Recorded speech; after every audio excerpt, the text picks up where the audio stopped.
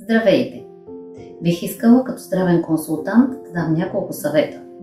Може би сте чували това много пъти, но все пак принципите на хранене, на пиене на вода и как да се съчетават храните са изключително важни. Защото колкото и здравословно да се храниме, и ако ще цял ден да ядеме броколи, тофу и карфьол, здравословни храни с две думи, не спазваме ли принципите на пиене на вода? А как да съчетаваме храните? Прияждаме ли? Това няма да бъде от никаква полза. Разбира се, храняйки се с повече растителни протеини, нашето тяло ще се чувства по-добре. Как да пием вода? Предполагам всички вие знаете, че половин час преди хранене приемът на вода се преустановява и 2 часа след хранене той се възобновява. Много от вас ще кажат, не мога да издържа 2 часа след хранене и до тогава да не пия. Изпитвам силна жажда. Това е именно защото не сте пили достатъчно количество вода преди това. Как да започнем сутринта? Сложете на нощното шкафче 600-700 мл вода, които докато се разсъмвате, изпивате на малки глътки.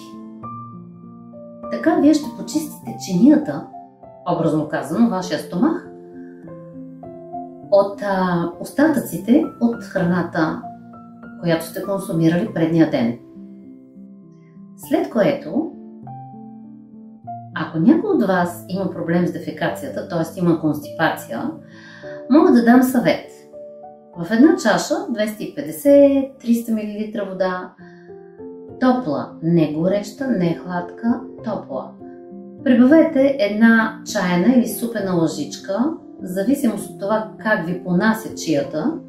Сложете чията във водата, захлупете и изчакайте 30 минути. След което прибавете една чайна лъжичка мед, разбира се, ако нямате диабет или някакво заболяване, което не позволява това, и прибавете половин лимон, може и един. Изпийте тази топла вода на малки глътки, след което, разхождайки се из стаята, вършейки ежедневните задължения, може да изпиете още една чаша вода. Това е отделно от количеството, за което споменах сутринта. Ако изпиете количеството, което сте приготвили сутринта, да кажем на вашето нощно шкафче, и нямате проблем с дефекацията, няма нужда да пиете тази топла вода с чия, лимон и мед. Действа много добре, ползвайте всеки ден, защото ползвайки продукти, които имат лаксативен ефект, вашите черва свикват и след това няма по никакъв начин да реагират на тези продукти.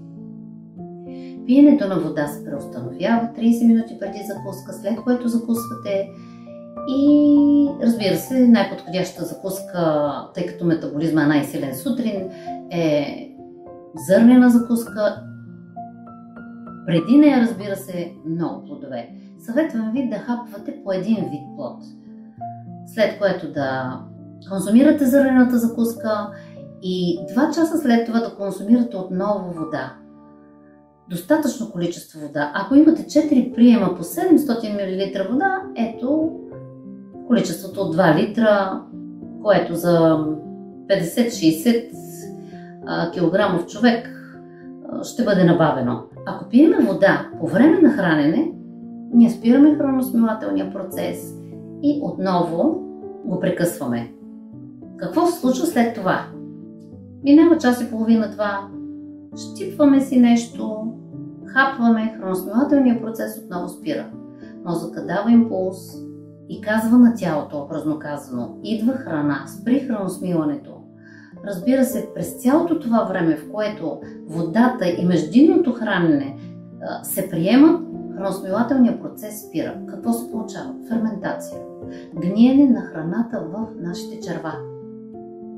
Всичко това води до загубата на B12. Изключителен витамин, липсата на който може да доведе до десетки заболявания. Така че не ви препоръчвам по време на хранене, близо до храненето, да консумирате вода и течности и да се храните между храненията. Храненията трябва да бъдат 2 или 3 на ден. минимум 4 часа, 5 между храненията. И разбира се, последното хранене трябва да има достатъчно време, то трябва достатъчно да отстои от момента, в който си лягате. Вечерните разходки са най-доброто нещо и то да бъдат бавни, защото нито след тренировки, усилени, нито след бързо ходене е добре да се храним, нито след хранене да правиме усилени тренировки и бързо ходене.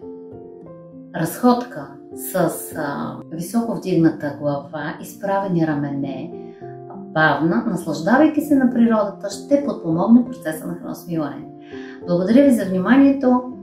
Ако желаете, абонирайте се за канала. Ще продължим относно храненето, да разглеждаме тези принципи и следващия път. Благодаря ви!